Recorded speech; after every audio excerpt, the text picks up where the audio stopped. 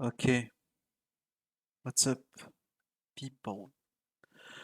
Happy New Year, I guess. Also, I'm sick and I'm gonna try to stream every fucking day of 2024. That's one of my resolutions. And I'm also sick, so if you hear me. Anyways, we are here tonight to react to some shit. So I saw some POE2 interview between like Creeparian and one of the main POE dev, like one of the big guys, the one who is like working on POE2. I wanted to watch it. It's like 1 hour something long. So yeah, I haven't watched it first, so I don't know if there is like parts where I can skip and it's like not that interesting. So we're gonna watch that and maybe something else after, I don't know. Or maybe just a short stream. But yeah, that's the plan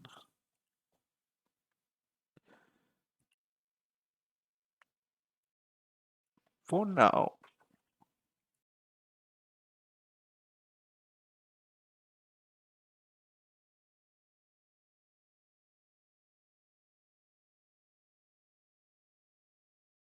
All right, so you did your little introduction there. That's great. So, just so everyone is kind of on the same page, this is Jonathan Rogers. He's one of the directors for POE2, and you've been quite busy doing a round of interviews with many people at many events, spreading the word about the features in the upcoming game that many of us are dying to try.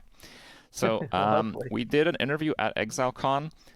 There's been a few announcements since, but I've noticed that you've actually been really active on the Path of Exile 2 subreddit, answering questions of just about anyone that has one for you. It's been kind of hmm difficult for me to kind of compile all that information, so maybe I'm going to ask a question that has been asked already. My goal is to ask new questions. It's just a very, very difficult task because the information isn't really like there's a wiki, but even the wiki has some info wrong. Like I actually had a question about the crafting bench being removed, Yeah, yeah. but apparently you've actually addressed that recently on hmm Reddit. So again, and of course with all of this information, with the game still being in development, I hope people understand that you'll just be giving your best answer from what you can share with us, and nothing Sure. is final and all that for the disclaimers. Okay, great. So I wanted to start with a round of the questions that I kind of put together. And hmm then I have a number of questions that I saw unanswered on Reddit, on actually just a few YouTube videos. I pulled some questions from chat, and we will pull further questions from chat as we go throughout the segment. But yeah, so it should be a pretty good segment. So first, I kind of wanted to dive and talk a little bit about the last trailer that you had, which was the Mercenary hmm trailer, in that you announced that you have WASD movement. And hmm I tried to kind of imagine this, like, how I would play with it. It feels like I would, a lot of the time, not want to go exactly right or exactly left or exactly up or exactly down. And with the keyboard, it's maybe a little bit difficult to actually combine that. Now, I know some people really wanted this feature, so you're bringing it to them. But I have to imagine, is this more tailored for like a controller style gameplay? So that wasn't our initial thinking. I honestly, it was just when I was, trying out the mercenary. So this had been suggested in our studio a long time ago. To be clear, right? Like, there's people have been saying, "Hey, maybe we should do this for a while," and I was kind of always on the idea that this is something we should try, but it never was kind of like the right moment to do it because it is quite a complicated thing to actually fully pull off. And then when we were doing mercenary stuff, I was kind of like, okay, we have some of the preconditions we needed to actually to go and try it. So the other thing as well, of course, is yeah, like people in the community have been keen for ages. So then I was just like, you know what, let's give it a shot. And I wouldn't say that controller was really the first thing on my mind. It was, but I mean, obviously the improvements we make, I'm sure, will benefit controller. But it really was just like making, how can I make this class feel good? And kind of generally, my feeling is that whatever it takes to make the combat feel good is what we will try. So yeah, it's kind of just one of those things that happen that way. I don't think that the limitation of having only 8 directions with WASD is particularly a problem in practice. It seems to kind of just be fine, just from me playing anyway. So yeah, like that hasn't really been an issue, and because the character always sort of looks towards. Must be annoying based on like the amount of keys like bind by POE. Like if you look at POE 1, there is a lot of like key that are bind already. Like there is not a lot of free like open keys or shit. Like everything opens a menu basically. So finding like 4 spots just for movement must have been like a tough choice. Maybe they like group some menus together and shit. There's probably like less menus, but if they are going to add, if they're going to have like as many league and league mechanics and stuff as in POE, like in the future, maybe the keybind are going to be a problem. But we'll see, I guess. I don't know. I'm not excited to try like QWERTY like movement, like WASD like movement. Like if you want to play that type of stuff, you can already play with a controller, which is like whatever. I guess maybe I should try like next league to see exactly how it is. Trading must be like so fucking painful, like with a controller. But I guess like Souls games are controller games. So if you have the role in PoE2 and stuff like that, it must feel good to play with a controller, I guess. But again, we'll see. We'll see. That's a good question to start, though. Where your mouse is. It doesn't honestly even really feel like 8 directional movement because the character can technically kind of walk in any direction relative to where they're facing. So you end up kind of just completely forgetting the fact that it's actually 8 directional, and yeah, just kind of works. Well, since you have tried it, and I guess you're probably one of the only ones who has tried it, are you a convert? Are you going to be a WASD enjoyer moving forward in PoE2? I'm pretty sure I am. Yes, I was actually very skeptical outside of range. Like my first, when we were talking about it, I was like, okay, this is going to be a thing for range. I don't think melee is going to be that great. And actually, the reason why I thought that is there was this game. Now, what was it called? I don't think it ever actually released. It was in beta. It might have been called like Pagan Online or something like that from ages ago, and they had WASD movement in an action RPG, and I really hated it. I thought that the movement felt really terrible, the combat felt terrible, and so I was kind of imagining that we would have the same problem with our melee. But then what I found was when I actually tried that out, is that it actually felt really good, and I think the reason is because of the step attack stuff we have.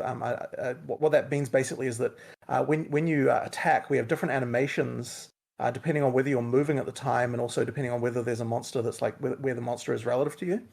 So we've got animations of the character sort of stepping forward, and the key thing we're trying to do there is to make That it so that sounds you like a never lot of lose work. momentum on your character. So it's your like it feels really bad if your character just kind of comes to a stop and then attacks. Yeah. And so by adding these extra animations, it allows us to make the character feel like they're kind of flowing forward and then going into the attack.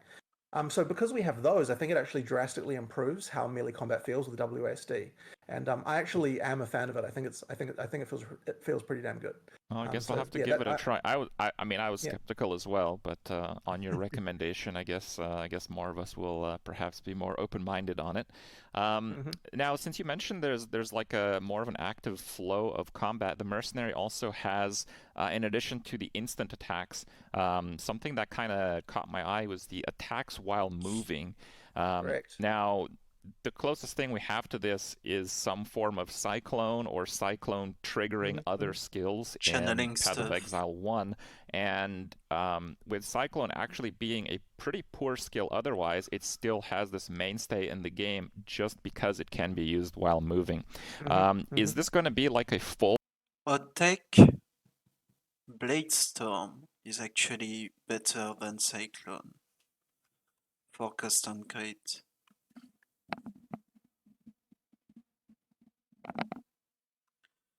That was my hot take. attack while moving, or is it like cyclone-ish where you have certain movement penalties? Like, is there something you can elaborate on that, and maybe if So this is something more than just what the mercenary will have? yeah, so on rapid shot in particular, basically you just get a 50% move penalty while you're doing it. So just whatever your movement speed is, it'll be halved during rapid shot, and that sort of tends to feel pretty reasonable. This is something that I'm keen to do more of with other skills in the game. I think it actually makes the pace of combat feel faster when you can sort of begin attacking before you arrive at your next pack, or just sort of otherwise having something to do while you're retreating. So I kind of quite like the feel of that, and so I'd like to do some of that as well. But I don't want to make it to the point where every skill you can just do while moving, because I think that results in very floaty combat that I don't really like. So in particular for melee, you kind of have to make sure you're splitting the difference a little bit of where you need to make sure, like what I think can be good is that you can kind of ease into like you start an attack, and during the start of that attack, you've kind of got movement that can be controlled, and then there's kind of a part where the movement control you have tones down to potentially zero for at least a little while, and then back into having movement again towards the end, and that kind of thing can kind of allow you to have like the feeling of you're still able to do a lot of control even in melee. But also, I think for other ranged classes as well, it can be good to have just a few options. Not necessarily a lot of options, but at least a few options that allow you to be done while moving. There's just certain things I think that can feel really good from that. And so we have been experimenting with other classes and other skills as well. Like we think there are certain skills that can really benefit from that kind of thing. Yeah, it's definitely something I want to do more of. So I kind of wanted to ask this later, but I'll jump to it now since you've touched upon it. One thing that I feel isn't super cut and dry in the presentations for the classes is what is attributed to the class and what is attributed to the skill. Because people, when they're seeing Path of Exile 2, they often forget that I hope it's still true anyway, that skill gems are just skill gems and can be used by any class. So the idea of attacking while moving when watching like the mercenary trailer, I guess the viewer doesn't know for sure if it's something that the mercenary gets or if it's something that's attributed to the skill. Right. So the only thing that the classes actually technically get is the ascendancy classes that belong specifically to them, plus the starting position in the tree, right? So, and that's still true in PoE too. It's just that whenever we're presenting like content, especially when we've got like an audience we expect to have a lot of new players in, we kind of tend to want to keep to the stereotypes and kind of not like go into that other side of things too much, because I think it just confuses the issues. And really, when you're presenting a class to someone, what you're kind of presenting them is some kind of vision for what type of a character they might want to be. And so that tends to be what we focus on. But of course, I mean, at the end of the day, like it is still very much my preference to have everything be like as much as possible, fantasy like have interesting combos and other archetypes stuff. And we type still have that very shit. much like Magic the Gathering style idea of, hey, you can splash to another color. There's other, like use things off attribute, that kind of stuff. It's still very important to me. So yeah, like absolutely, you can use They all of those fucking things are love part of the skill and magic, not part of the like class. Another aspect to this was to the mercenary trailer that I was quite interested in. So again, we don't know how much of it has to do with the general gameplay, but in the Mercenary trailer, I mean, people should watch it, but when the Mercenary takes on the boss at the end of the trailer, the pacing of the boss fight is, I believe, he's kind of trying to dodge attacks. He's like debuffing the boss. And then when the boss gets to about like 30, it just dies super quick. And I'm guessing it's because he's stacking up all these debuffs throughout the fight. Is this something more tailored towards the mercenary, or is this kind of how you envision combat across the board? So generally speaking, we like what I guess the feeling I like to try and get is that you've got some kind of way to do really large amounts of damage, but you can't always necessarily perfectly execute that because of what the boss is doing. So in that particular thing, it wasn't actually that there were debuffs on the boss. I just managed to execute a perfect. So the combo I was using there was you use incendiary rapid shot, which builds up like heat on your crossbow. And then with that, then when you fire a grenade, the grenades get extra fire damage on them based on how much heat there was on the crossbow. Um, and then you can then use incendiary power shot to detonate those grenades. So I just kind of managed to get all the grenades in the right place and get the and get the like the maximum amount of heat on my crossbow at the time at that exact moment. That fucking like trailer, I watched it like live too. It was so fucking boring, man. That gameplay was like, I wanted to kill myself. Like, watching that shit, like, so fucking depressing. Watching him like roll, waiting like fucking 10 seconds for his fucking oil grenade to go off. Like, end me, please. Like, fucking kill me. Like, I hope the game is faster. Like, I truly hope for like faster gameplay. Anyways, And that's why I did like a really large amount of damage right at the end there. But in order to be able to get that, you need to be able to use rapid shot for enough time without having interruption to build up the heat and that kind of thing. So it's just a matter of kind of getting that sorted out. I think there also might have been something to do with the baby going on there. I can't remember the exact thing around that, but yeah, the bosses can go down very quickly if you know how to execute. And actually, an interesting thing with that is that the first time with the mercenary setup that we had for that trailer that I played the boss, that I killed it.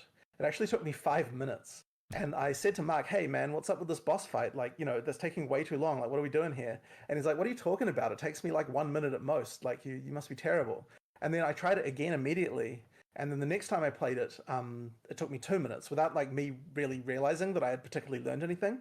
So it actually turns out that it doesn't actually take long to learn the mechanics of the boss. And once you know them, the degree of increase in damage you can deal is so much higher. And that's because once you've learned the mechanics of the boss isn't disrupting you quite as much because you kind of know Mm-hmm. what to expect, and that allows you to kind of build up those various combos that let you execute large amounts of damage. So yeah, that's kind of what happened there. And so now, of course, like it's actually another case I had of that was the blind beast. I was doing this demo. that shit is insane. Like, they are basically saying there is a boss. They are trying to make them fucking like you non-optional boss per zone that you basically have to kill. And a zone is like a place where there is a weapon, like a map, and each boss is like 5 minutes when you don't know them. There is 7 fucking acts. Like, the fucking first time campaign is gonna be like 24 hours.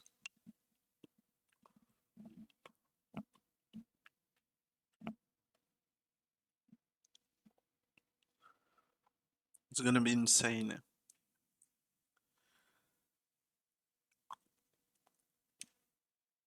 Like, especially like new skill, new interactions, like checking the new graphism, like learning the story a bit.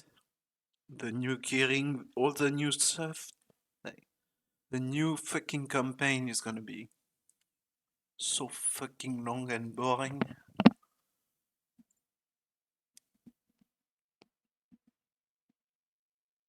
Because 1 minute per fight is still annoyingly long. Like, I don't know. The more I learn about fucking POE 2, the less I hyped to like play it or test it, get my hands on it. Like, and I don't like to hate on stuff for no reason, but it's like so fucking boring, man. Everything looks so fucking slow, so fucking like pretentious for no reason. Like, when you play a fucking RPG, like, you want to bash some mobs and that's it. You don't want to fucking combo for fucking 5 minutes a boss. Like, it's not, doesn't sound fun at least. I wish it's gonna be fun, but can just hope now, I guess.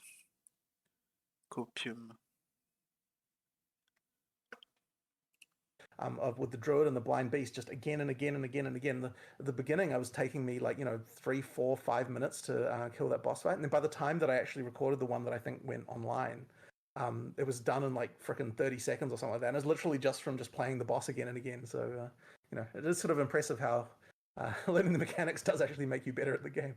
As a follow-up question, since you mentioned that this idea of figuring out where the DPS windows are and being able to properly execute your combos, resulting in like multiples more damage, is that perhaps something that might be a bit difficult to tune with multiplayer? Like if you had like a two-player party and you just had a really tanky friend keeping the boss perfectly still, wouldn't that in a sense make it much easier?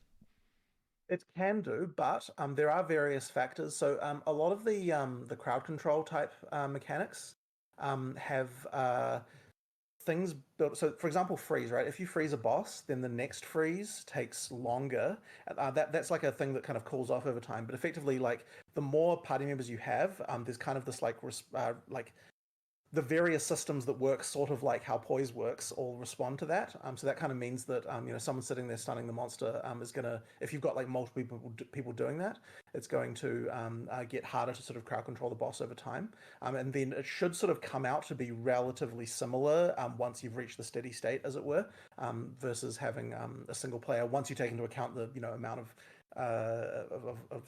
increase in life and all that other sort of stuff. So we kind of have to get that tuned exactly right, which I can't say we've done a huge amount of tuning so far on, honestly, because we still need to do a bunch of work there. But ideally, the intention is kind of get it to the point where it sort of feels a little bit similar. But of course, there has to be room for synergy between between characters, right? And we Yeah. definitely build that in as well. But yeah, it will. Ideally, you're not just going to completely trivialize the boss just because you've got a couple of extra players in your party. It's still intended. I mean, we've always striven for like it's just as good in single player as it is in multiplayer, like making sure the balance of that is there. All right. Now, this is kind of where I meant to ask the question, but I guess I'll elaborate. I was still really curious what pushes a skill and how much of a role the ascendancies have to do with it. Again, we've seen the druid interpreted in other games where it is very much the class. That is, like, in other games, there's no other shape-shifting class. If you want to play a Right. shapeshifter, you play the druid. Now, in PoE 2, I imagine the shape-shifting part is a skill gem that Correct. other classes can use. So what makes the druid more of a druid? How much does the ascendancy have to do with it? Is it kind of in a way where it's like PoE 1, where they're just slightly better at it?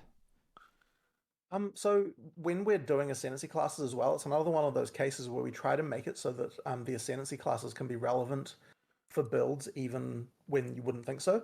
So intent, like what we try to do is like you got an ascendancy class.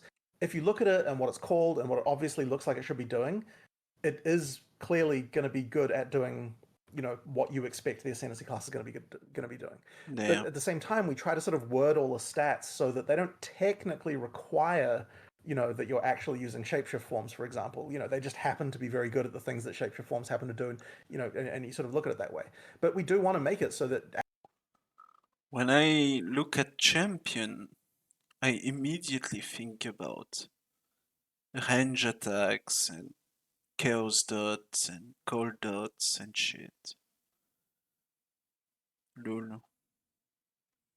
absolutely you should be able to play, a shape-shifting duelist or something like that. It can be something that we want to have scope for, even if it isn't necessarily common or the most obvious thing to do.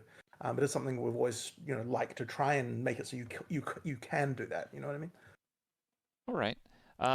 So you guys put out the date for the PoE 2 beta. I believe it's in Mm-hmm. early June, and this is Mm-hmm. going to be a pretty big milestone. I kind of Mm-hmm. wanted to ask a pretty broad and general question, and I have no idea what to expect for a reply because I'm sure there's still a lot of things in the work. But what can people expect out of this beta?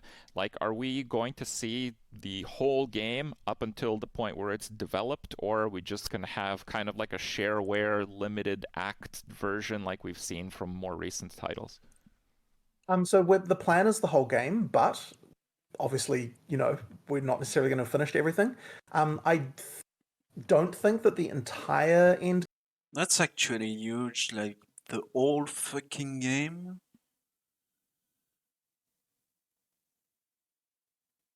With like mapping and stuff. For a beta?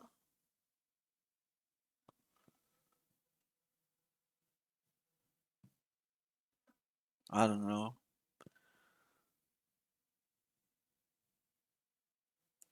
Game will be there. Like we're sort of planning probably around like 60 maps as like a sort of starting point for the end game. Okay. There will be a couple of other in-game systems in there as Only well, 60 maps. but I obviously don't really want to talk too much about them right now. We really do need to make sure that it's the whole campaign at the very least, and maps as well, just so that we can actually do progression testing. Because if we can't test the whole game, we're kind of not really learning anything on that economic front. And I think that is one of the more important things we can get out of the beta, and making sure that there's nothing too kind of like uh, I don't know, like nothing that's like breaking the game too hard, Oh because yeah, because there during is beta, goal obviously once now. you're out of beta, right, like we can never Like, remove items or really, like they have to exist forever at that point, right? So we want to make sure that everything's good there, but making sure that the progression is good and all that stuff really just requires the whole game to kind of be there. So yeah, it won't be like all content, but it will be like not especially not an end game, but it will be a very sizable amount of it. And there might be like a couple of classes that we can't initially do. I'm hoping we can do all of them, but we'll sort of see where we get to with that. But it should be most of them at the very least. And yeah, I honestly, like, I should hope that click, anyone click, who's click. in the beta would see it as a game Click, that click, is like click. fully, like, has full quality and as big or bigger than any other kind of action RPG title that you would get. Well, that's great. Um, Going through the different places on the internet where people are talking about PoE 2, the Mm-hmm. players that don't already play PoE 1, their main concern has to do with Path of Exile in general as a genre being a bit complex. And with Right. new game releases generally trying to at least touch upon broad appeal, um, is there some things that PoE 2 is tackling differently than PoE 1 to kind of grab the attention of some prospective players?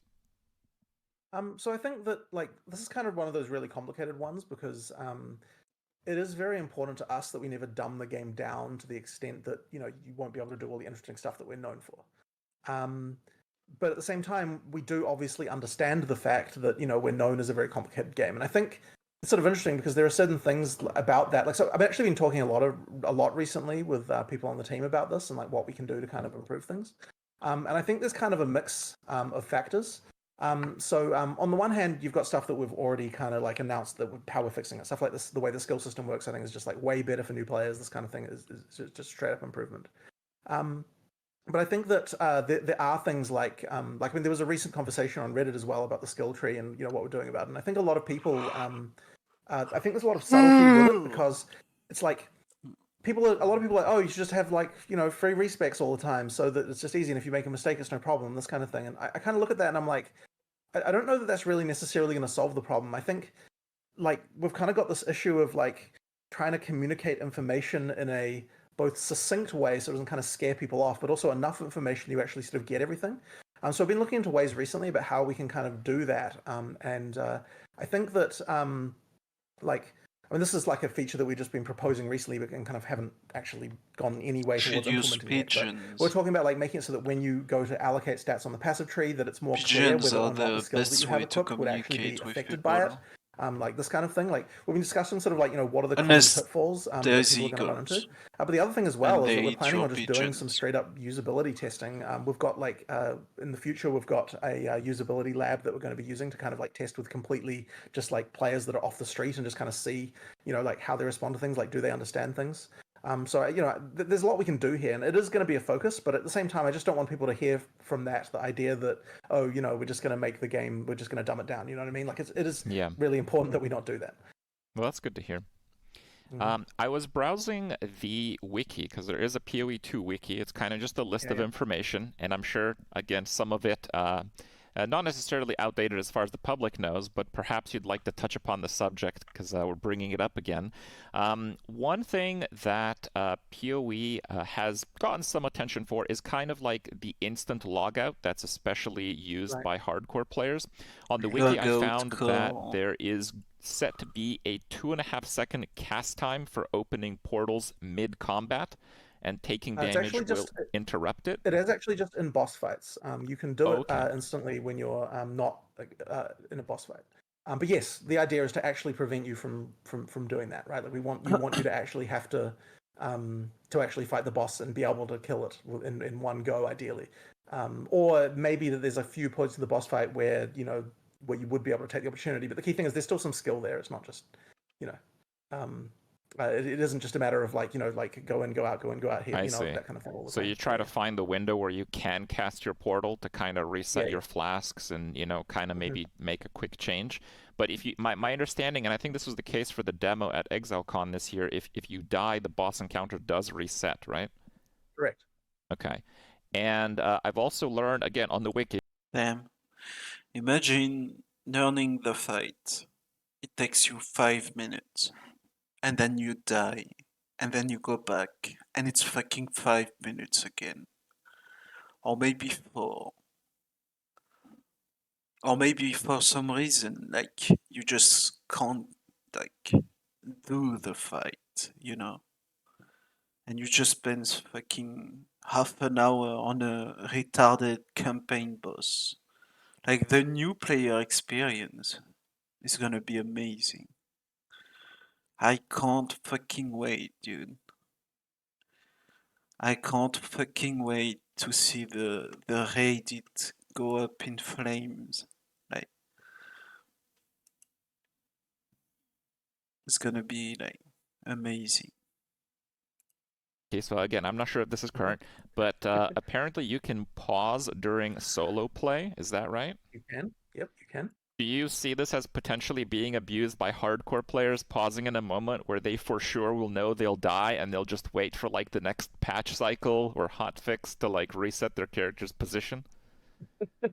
So you can always log out and reset the boss fight whenever you want, right? Like you're not going to.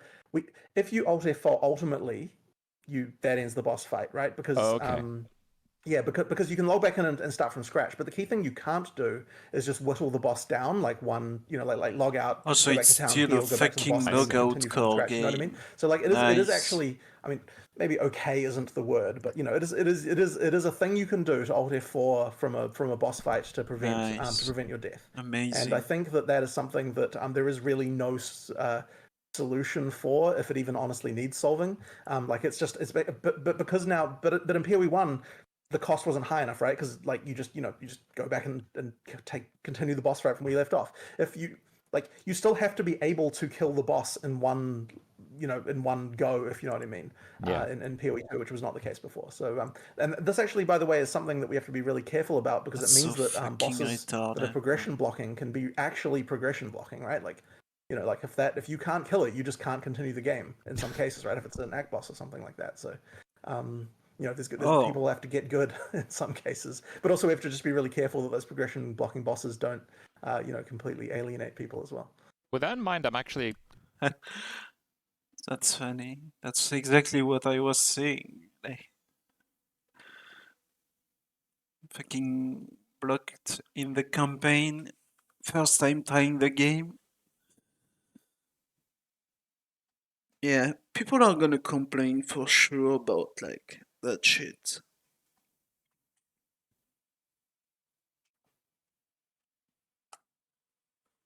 But again, it's like wait and see.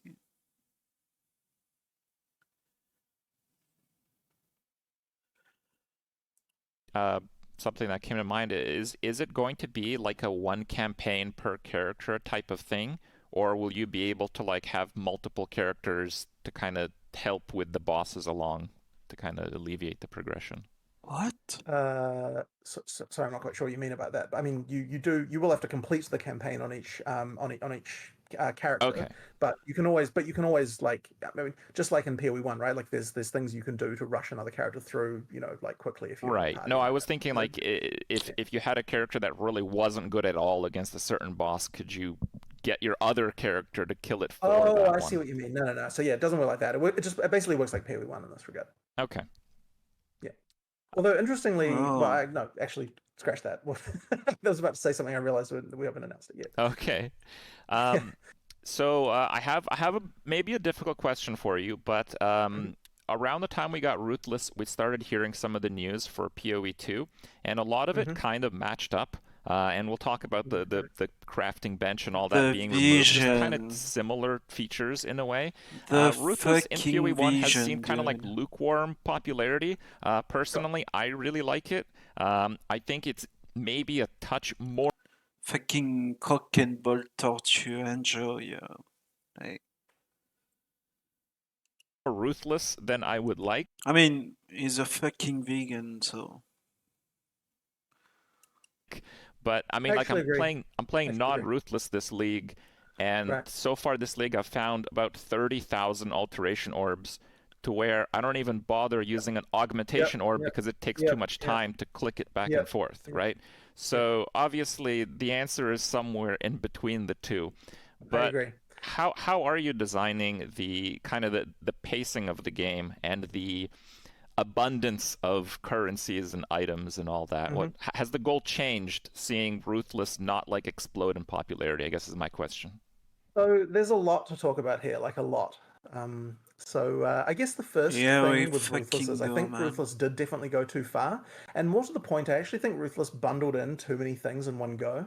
I think if Ruthless had just been item drop changes and hadn't done a lot of other things that Ruthless did, like for example, crafting bench removal and the movement skill stuff and like a bunch of other that stuff, I think it actually would Yep. have gone down a lot better. And I also think Like, removing movement skill in a game like PoE 1 that just feels like shit. Like, the game feels like shit to play. Like, if you go back and you play Diablo 3, it's like the one thing that Diablo 3 had over PoE is like how smooth the game is and fun to play. Like enjoyable to just move your character and shit. Like every animation, every fucking thing feels good and smooth. In PoE, everything feels clunky as fuck. And they fucking remove movement skill. Like, like what the fuck do you want? Like, of course nobody's gonna enjoy playing that shit. Especially if you think about like movement skill. Like half of the movement skill in PoE are just completely trash. Like lip slam. Compare fucking lip slam to the barbarian jump in Diablo 3. Like it's fucking night and day. Like I can't. Like that's something I like realized the first time I played PoE and I got fucking lip slam. It's like holy shit, the skill is like garbage compared to like the barbarian jump. It's insane how like unsmooth and like bad the skill just feels. And here we are like years later and nothing has changed. The game still feels like shit if you don't have like movement speed, and movement skill. And they remove that from Ruthless, which is like the dumbest shit to do. I think as well that there probably wasn't enough attention paid to map sustain and a few other details like that. Like in particular, I think one of the major philosophical things we did learn from Ruthless is that we need to make sure not to reduce the access to content being a big thing. Like I think that Ruthless did make it too hard to get access to content. And also like probably the currency was a bit too rare. There's like various things about that that were just I think not quite right. Um, but also, and I'd love to fix those in Ruthless, honestly. But the problem with that is that whenever we say, "Hey, we're doing a bunch of Ruthless stuff to improve it," we just kind of get a lot of, "Why are you working on Ruthless?" You know what I mean? Like, so I don't think that like the ship has kind of Of sailed there, course. unfortunately, which is a bit of a shame. Which isn't to say we won't ever address it, but I think we at least learned a lot from Ruthless to help there. All my homies So I hate mean, the I guess that's vision. one side of things, but the next side of things, I guess, just comes into all of the general philosophy of how item drops should be, should be done in PoE two. And I think everyone can agree that we definitely need to fix the fact that the amount of shit on the screen is so high that I mean, like, okay, so random thing, Mark was decided that what he was going to do this league in PoE one was play the like ultra ridiculous item finding strategies. You know, Oh, he'd never actually done the like it's a good full on choice. crazy strategies before. And one of the things he ran into was the fact that when you get to a certain point, you can't even press Alt anymore because the game client will take so long to have all of the pop-ups appear on screen that you get disconnected from the server. um, so that's not so good. There's definitely some problems there. So yeah, that's obviously the other side of the extreme. But I guess I'm interested to actually hear It's your question about fucking this because this was an interesting one. Is 2023. what do you think should be the difference? Like, it's fucking 2023, almost 2024, when they do, like, that interview. And they just realize that now. Like, come on, man. And then they're like, no, no, we play our game. Like, why do people say we don't play our game? Like, it's just fucking weird, man. To have a fucking head dev tell you that he just realized that if you press Alt when you're juicing your shit, the game crashes. It's fucking 2024, like,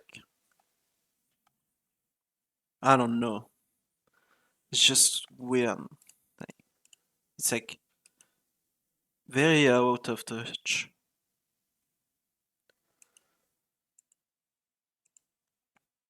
That's obviously the other side of the extreme. But I guess I'm interested to actually hear your question about this because this was an interesting one. Is what do you think should be the difference in amount of value that say an average, like let's say 50th percentile player gets versus a 99th percentile player? Like I'm interested to hear what kind of multiplier you believe is good. Um, Just you know like a it's broad really broad bit. tough. I don't know. I quite like the ruthless economy. I quite like it Mm-hmm. because everything has significance and everything has Mm-hmm. significance. For Like sure.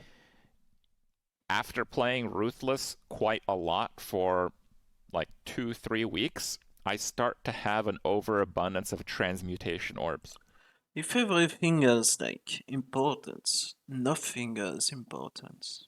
Like, I'm pretty sure you could like go into Ruthless and find something completely useless at some point. Like, I don't believe that any item that drop is good. Like, that's just not possible.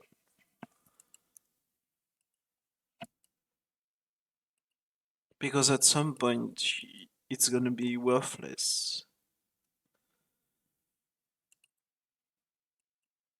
So you have to have like useless item to have valuable ones. And I don't think like making everything rarer just makes like valuable shit change fundamentally. Like such a weird like take.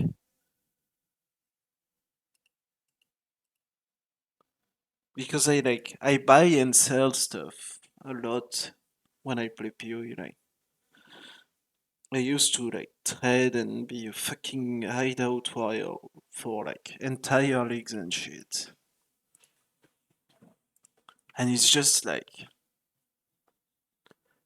you have stuff that like has no value, but then nobody picks it up. And then the few people who do, like it actually gets value back because it's like, well, now if I need it, I have to buy it. And if I have to buy it, I'm the demand. And if I'm the demand, I have to play like to pay the price tag on it.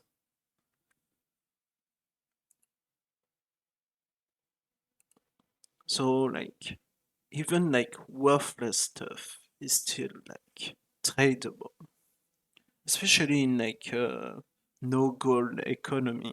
Like, you'll always find people to sell you like random shit just for convenience. So you don't have to go out and actually like farm it. Even if it's like super common or anything. So I don't buy that fucking tech. I think that's bullshit. Like the whole like, oh, ruthless economy is better, hardcore economy is better, this economy is better, blah blah blah blah. Like all of that is just dog shit in my opinion.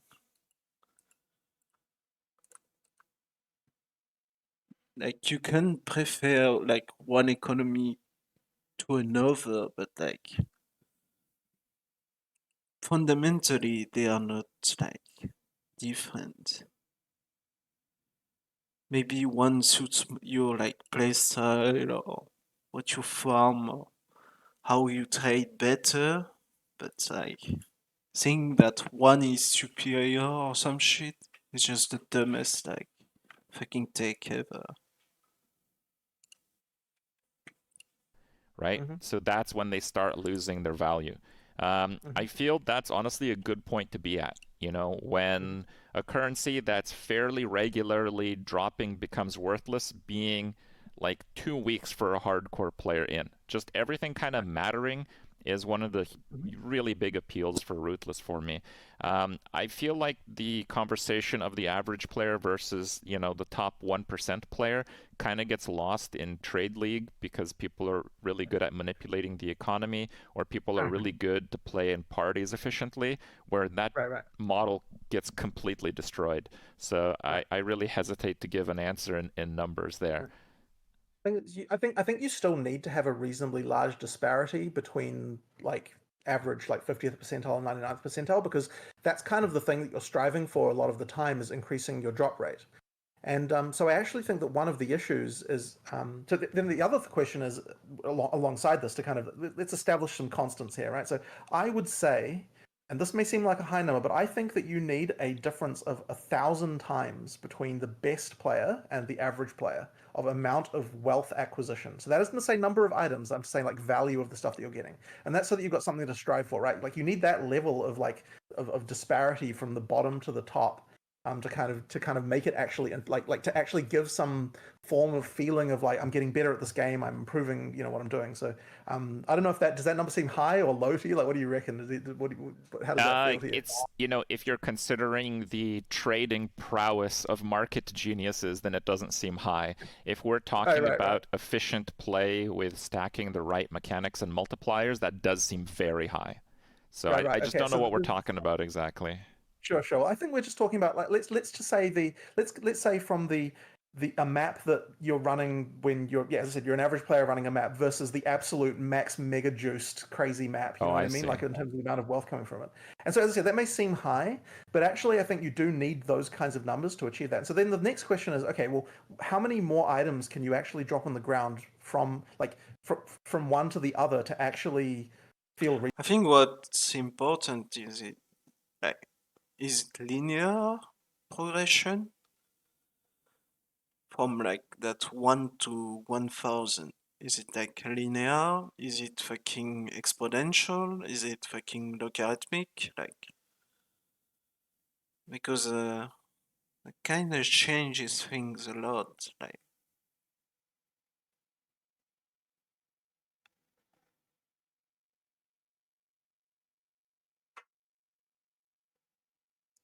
reasonable. And I think that number's kind of not really more than 2x.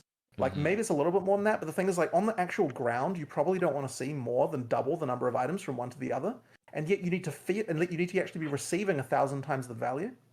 So if we kind of break that down, I mean, like, so there's a few things that go into this. So one question is, and this sort of matters, is that efficiency of your build comes into it. Like, how fast can you do a map? Because that does come into the kind of like 1,000 number. So, like, if for example, the difference between an average player and a 1% player is then it's like not per 10x map. in like speed of playing a map. So like, so if a bad player can do a map in 20 minutes and it takes a good player 2 minutes, for example, to do, then you've already kind of divided that by 10, which means that the actual items on the ground have to be 100 times more valuable per map.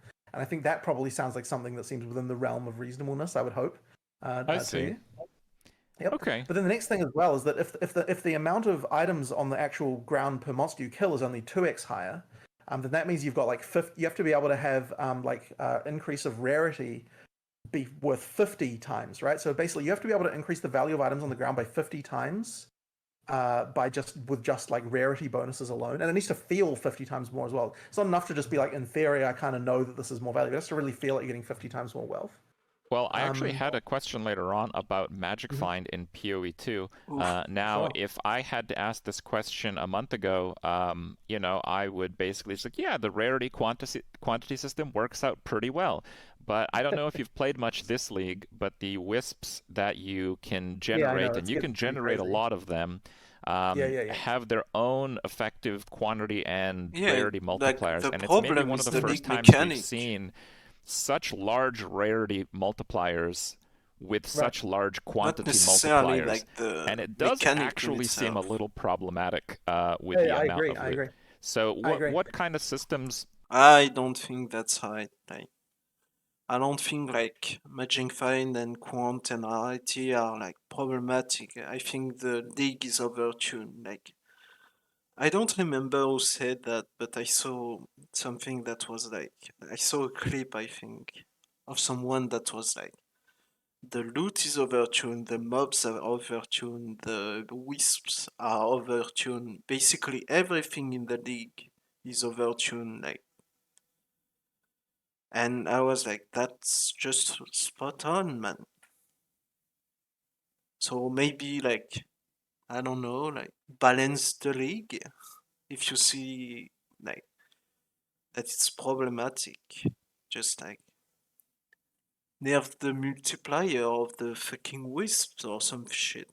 Like, so it's still interesting. It's still interesting to roll, but it's not like brain dead. I don't know why they don't like. It's almost like they release a fucking league and then they give up.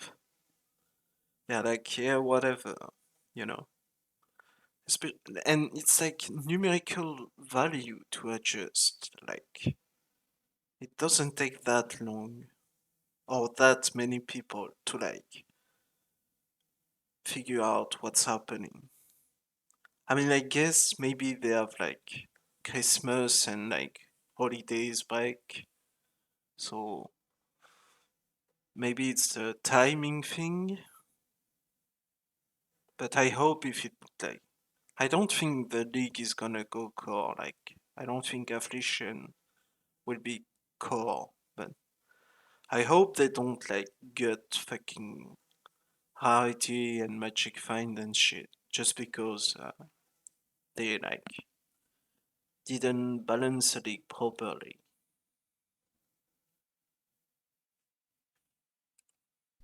May we expect with Magic Find and PoE too? Yeah, so what I think that we need to do is that the way that rarity works in PoE 1, one of the issues with it is it saturates quickly, and also currency is not part of it, and also there's no kind of understanding of well, there's various other factors of value. So I don't want to go too much into the exact details of this, but effectively what we have to make sure of is that we have the ability to scale value of things on the ground with a single number, and for that to work for all types of items that monsters can drop in a good way, so that you actually feel like you're getting more. We don't just sort of saturate into uniques. I don't know if you know what I mean by that, but effectively you can get rarity to the point where no white items drop and only blue items drop, and then you can go from there to the only rares drop, and then you can go from there so the only uniques drop. Like that's possible, and with the way that PoE 1's rarity system works. But we need to sort of change this so that it works better, so that you can actually get higher values of rarity without kind of making it so that you kind of get the saturation. And the reason why kind of more quantity is necessary in PoE 1 is because more rarity, if we changed all sources of quantity to be rarity in PoE 1, everything would just be unique and you wouldn't get any more currency, and it kind of wouldn't be like that's not value in the right way, if you know what I mean. Yeah. So effectively we need to improve the way the item drops work in order to make it so that, yeah, as I said, the goal would be you get like a ridiculous amount of juice, you see twice as many items on the ground, but you feel like you're getting, each item is on average 50 times more valuable than if you didn't do that. And then since you're 10 times faster at playing the game than other people, the end result of that is 1,000 times more wealth acquisition, if you know what I mean. So that's kind of my view on sort of how this should work, and we basically just have to get to the point where that can be the case. Yeah, we have a lot of changes in mind already. I don't necessarily want to talk about the exact specifics of all of them, but that's my thinking, at least around how it should be on a high level, if you know what I mean. I saw a number of people asking in chat when you were talking. I think a lot of people are wondering if the find more stuff part of the game is going to be a stat on your gear. I think that's something people are quite curious about. Whether or not there's magic find. Yeah, I mean, we definitely want to have magic find still in the game as a thing you can get. Okay. And you're basically sacrificing character power for it, like you do in PoE 1. Sure. Yeah. Works, okay. That should work basically the same way. Okay. So I was going to ask about the crafting bench being removed, but you mentioned recently to a Reddit reply that it's no longer going to be removed. And I kind of maybe wanted to ask more of a broad question. One part about Path of Exile 1 I really like is knowing that I can kind of guarantee some kind of big parts to making a character when like a new league starts. And in one end, it can be something like knowing that I can have access to a trigger craft on like a wand for a character like that. And in other cases, it can be like, while I might not be able to find a tier 0 unique, but for example, divination cards kind of offer this fragmented consistency of slowly knowing that you'll eventually get this one item. So is there going to be an element of that in PoE 2? Kinda. And maybe you can, I know some of the details are still getting worked out, but maybe some of your goals for the crafting bench, if you have set your mind. Yeah, so the crafting bench absolutely needs to exist for exactly this reason. You should be able to at least get some certainty, if you know what you're doing, of being able to fix issues with your build. You know, even if you don't find you don't get lucky, you still are able to do something about that. So I think that's really important. So I think the crafting bench is good for that, and we do have a plan for what we're going to be doing to sort of make that work. As for divination cards, it's sort of interesting because divination cards, I really like them in theory. I really do. And in SSF, I think they work really well. But the problem with target farming is that you effectively, when you have an economy, effectively what you're always going to target farm is whatever has the most value in the economy, even if that's not the thing you actually want for yourself. You're just going to be like, okay, here's the thing that's going to have the most trade value, like per hour played on average. So therefore, I just play that. So I think that the way that that works in PoE 1 with div cards is not so great. It sort of means that the people who, at least the people who want to get the most economic value, just end up farming one map forever and ever and ever. Crimson prison gang is what they're That's the called one. apparently. Yeah. So that's a problem. So I don't have an immediate solution to that. There's been various solutions proposed. Like I don't think it's a problem. I think it's player who want to who have like a limited time.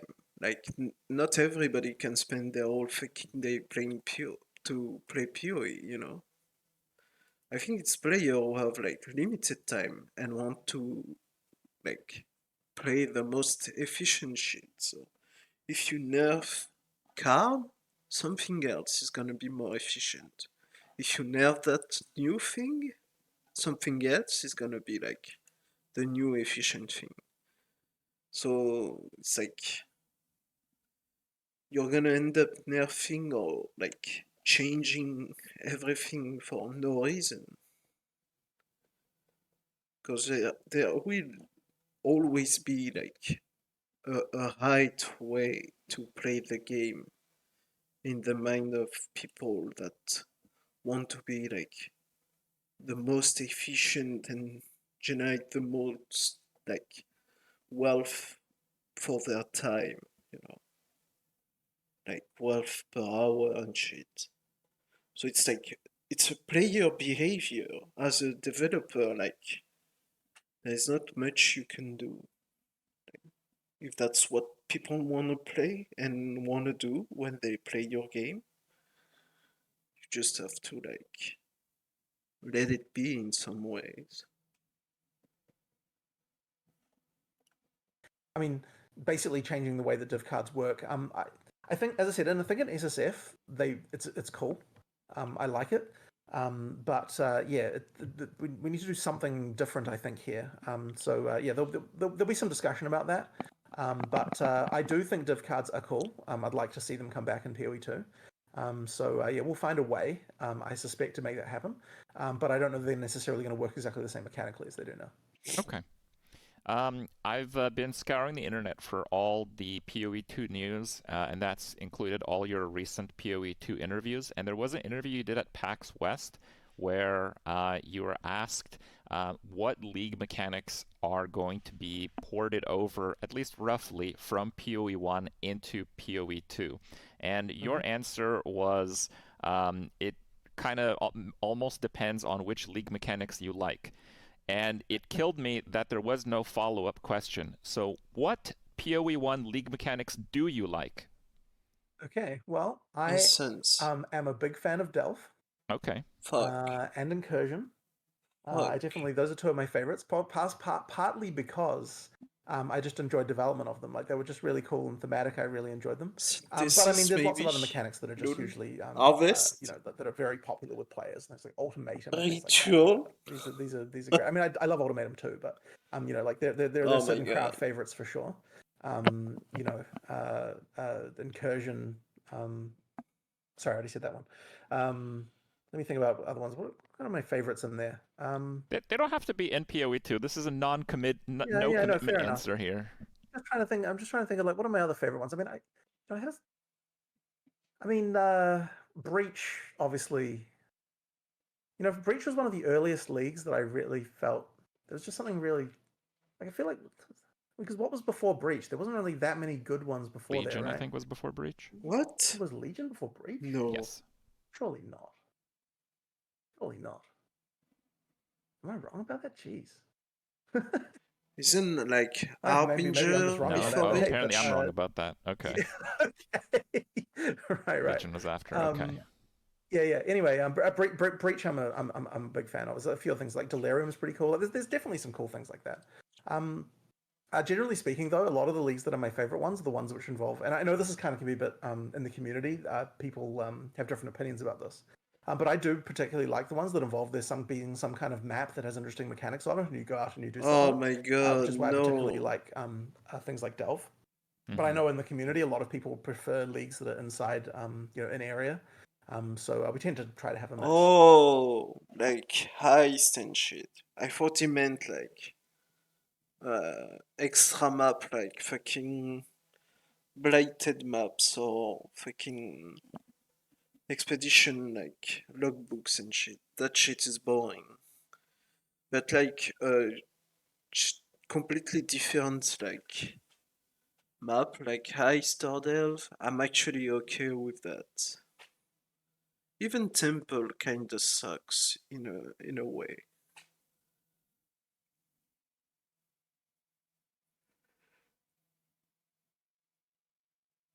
But like stuff where like you don't have to map. I used to fucking hate mapping.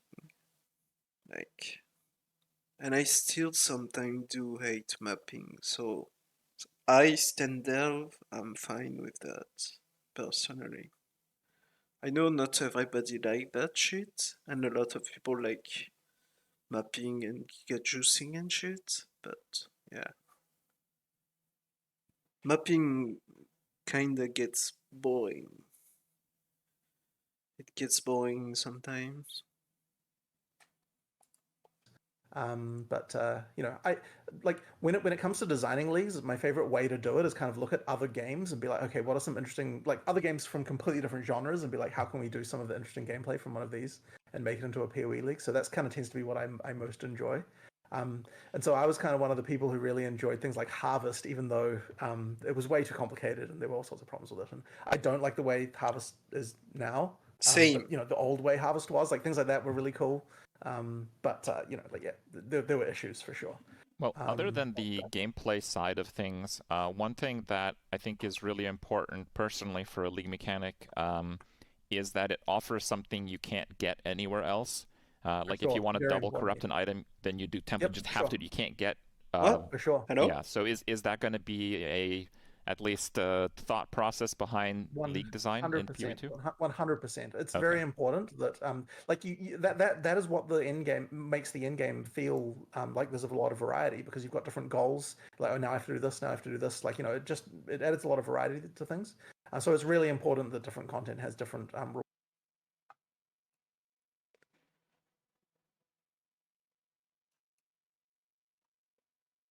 This is what he likes. The whole fucking harvest, dude. Like, look at that. Look at that shit.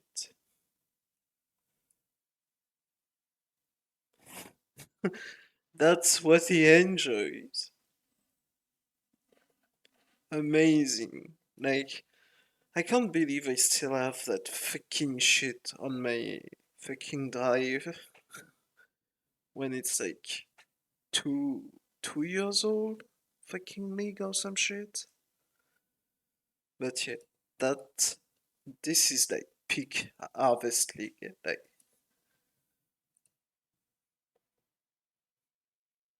fucking harvest fucking garden management.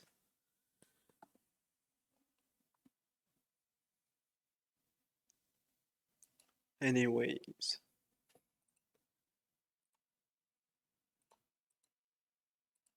Rewards that are possible from it for sure.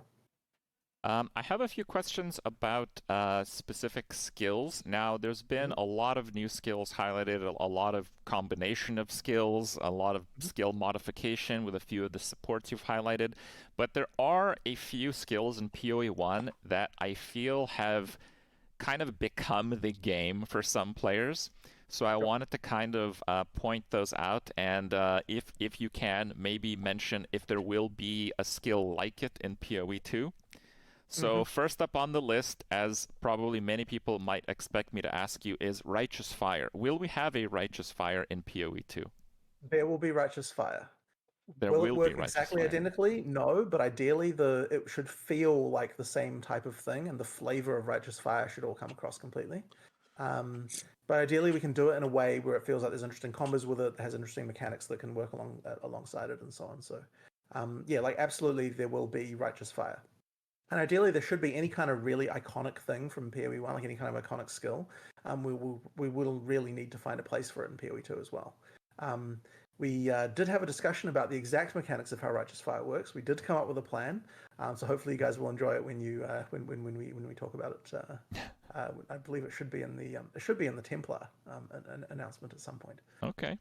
Well, closer to home for me is about minions. Now, you have mentioned that minions exist in what? PoE 2, so we know that already. 2 as well. Thing and the Wait, flavor of I Righteous have to go back. Sorry, I was like sneezing and shit. Fire should all come across completely. But ideally, we can do it in a way where it feels like there's interesting combos with it, has interesting mechanics that can work alongside it, and so on. So, I heard yeah, like Templar, absolutely, there will so be Righteous Fire. that's my And ideally, man. there should be any kind of really iconic thing from PoE 1, like any kind of iconic skill. We will really need to find a place for it in PoE 2 as well. We did have a discussion about the exact mechanics of how Righteous Fire works. We did come up with a plan, so hopefully you guys will enjoy it when we talk about it. I believe it should be in the Templar. Oh, they're gonna talk Okay. about Well, Righteous Fire closer to and the home for me is Templar about review. minions. Now, you have mentioned that minions exist in PoE 2, so we know that already. Okay. But I was personally curious if there is more of a push towards temporary minions, as there kind of is now in PoE 1. Like the scaling from passive minions has kind of fallen off over the years in recent patches, and the scaling for temporary minions has actually increased over that same time span. Right. I have a lot of ideas around minions, and we're going to be talking about that when we announce the witch stuff later. I guess next year, technically still. So there's going to be a big discussion about that, and we've got a lot of features there. We put a lot of thought into minions. It's obviously one of those things that action RPG people, like there are a certain class of people who play action RPGs who that's all they want to play. So we have to make sure that we've got a really, really good minion story, as it were. Yeah, because of that, minions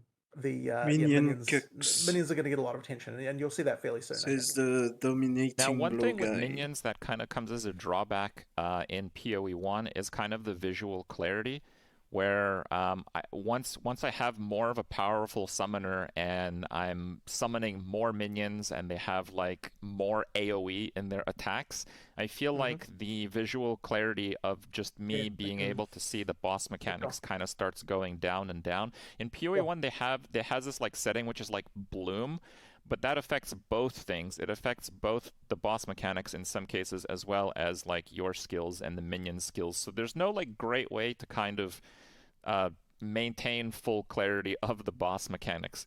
But I am stronger, so I don't know. It's kind of been a trade-off in PoE 1. Is there some address to this in PoE 2? There isn't like a specific technical, like here's the specific solution, but I can tell you that visual clarity of minions is like the primary concern that I have around minions for sure when looking at this stuff, because that is how there is a certain feeling you want with minions where you kind of like in PoE 1 it just feels like chaos a lot of the time. Like there's just shit everywhere. Like it doesn't feel like there's a front line, as it were, and things like there's these kinds of issues. I want to try and make it feel a bit different in PoE 2. So we do have a lot of like stuff around this, and even if you looked at the whiteboard in my office right now, like half the issues on there are visual clarity to do with minion issues right now. So yeah, it's definitely a concern. It's just a matter of like just better design really when it comes to what the minions' abilities look like and this kind of stuff. As well as just there's just a lot of it's kind of like 1,000 individual subtle things that kind of add together to make things to have more clarity. And that's kind of true across PoE 2 in general. Like there's a lot of focus on trying to make sure that there's visual clarity with the skills, even though they look really modern and cool, that there's still clarity. Like because we're get the opportunity to have a bit of a reset here graphically, it means that we can consider very carefully like what slots around the enemies do the different effects go in, and like how can we make sure that like we're kind of making sure, okay, like if something's like on like a, and this may actually not be like 100% correct, but it's like if something's on the like blade of the weapon, then that is always a herald effect, for example. Like nothing else is taking that slot on the character, so you kind of know that like like these kind of things are kind of what we're trying to do to make sure that everything has its place, and you kind of always can see things without having to have too much overlap. I mean, in PoE when it's on the end, a little bit of that goes out the door a little bit when you start having MTXs heavily involved, but at least without those, like the visual clarity should be very good if we're doing our job well. Okay. So bit of a subject swap here. In PoE 1, when it comes to designing a character, a lot of it kind of has to do with putting check marks on defensive goals. So the first round of goals is like avoiding lockouts, so you don't get stunned, don't get frozen, And then the second one Force is and usually don't get killed by physical damage, because physical damage Mhm. is unique in a way where more of it just capture ruins your health. ability to stack armor. And the third Mhm. one is just like, does this character get one shot from typical stuff that happens to it? Is this kind of going to be a similar checklist in PoE 2, or is it Yes. a different approach to defenses? No. I don't know that it's not particularly easy to necessarily avoid that, but what I would say is that I would hope that we don't get to the point where you have to feel like every character needs to be completely immune to certain mechanics. Like Oh my ideally, it should god. be a reasonable choice to choose between: is this something I'm mitigating, or is this something I'm completely preventing? So that should always feel like it's a choice. But at the same time, like having certain things you need to be able to deal with as part of a build is, like part of the, I guess, the trade-off you're making when it comes to like, how like you need a bit of tension to make defense, like to make it so that you don't just make a complete glass cannon with zero attention paid to defense at all. You do need to some extent to have, like how am I going to deal with this particular That's problem? not So I think that true. will still You be just like need a to play thing. softcore. But I can't promise that the exact details around it will be the same in PoE 2. This is honestly something that I am not myself as involved with, I would Mm-hmm. say, as some other people on the team. I mean, obviously, I still kind of like, talk about the stuff, but, people like Rory and Mark tend to be a little bit more, like knowing about, like have specific thoughts around that stuff. Well, maybe this isn't too apt of a question, but I'll ask it anyway. Um, Mhm.